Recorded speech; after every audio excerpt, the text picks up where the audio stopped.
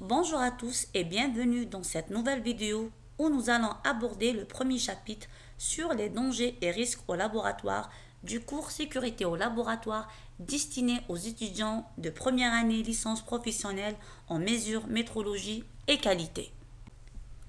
À l'issue de cette vidéo, l'étudiant sera capable de connaître la définition de base des risques au laboratoire, de faire la différence entre un danger et un risque au laboratoire, de savoir mesurer un risque, de connaître les différentes propriétés physico-chimiques et toxicologiques des principaux produits chimiques.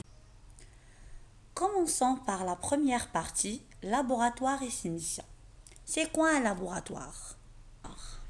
Un laboratoire est un lieu qui rassemble les moyens humains et matériels destinés à l'exécution d'un travail exactement défini.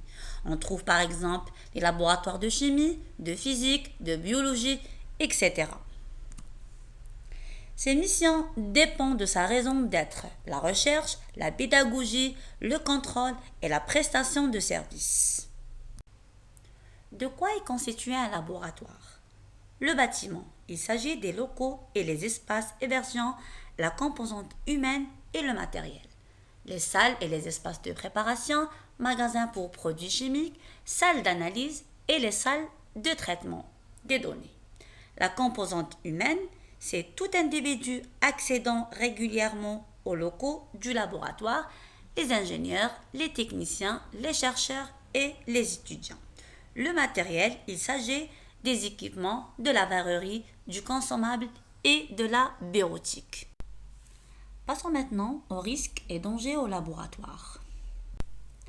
Un risque est un événement dont l'occurrence est incertaine et dont la réalisation affecte les objectifs de l'entreprise qui les subit.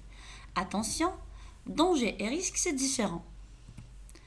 Un danger est une situation, une condition ou une pratique qui comporte en elle-même un potentiel à causer des dommages aux personnes, aux biens ou à l'environnement.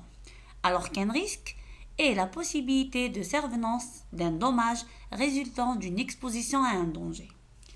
Certains risques sont directement générés par l'activité de l'entreprise, on les qualifie d'endogènes, alors d'autres naissent dans l'environnement de l'entreprise et l'affectent par contre-coup, on les appelle exogènes.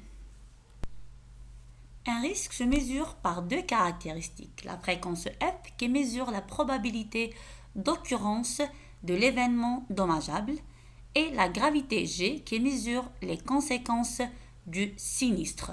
Le produit F fois G est un indicateur de l'acuité du risque. À partir de ce diagramme, on distingue 5 zones de risque.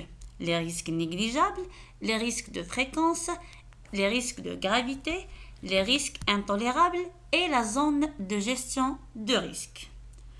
Plus la gravité et la probabilité d'un événement sont élevées, plus le risque est élevé.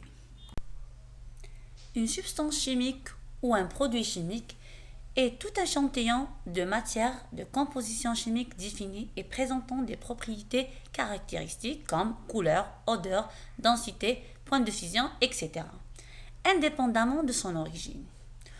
Sont considérées comme dangereuses les substances appartenant aux catégories suivantes: explosives, inflammables, combérantes, corrosives, toxiques, nocives, irritantes, cancérogènes, mutagènes et dangereuses pour l'environnement. En général, les propriétés auxquelles il faudrait faire attention quand on manipule une substance chimique sont le point d'éclair et d'inflammabilité au contact de l'eau ou de l'oxygène, le pH, à savoir l'acidité ou la basicité, la réactivité et la toxicité. On peut être exposé à des produits chimiques dangereux par inhalation, contact, ingestion et lésion cutanée. Nous arrivons à la fin de cette vidéo. Je vous remercie pour votre attention et je vous dis à bientôt pour le deuxième chapitre de ce cours.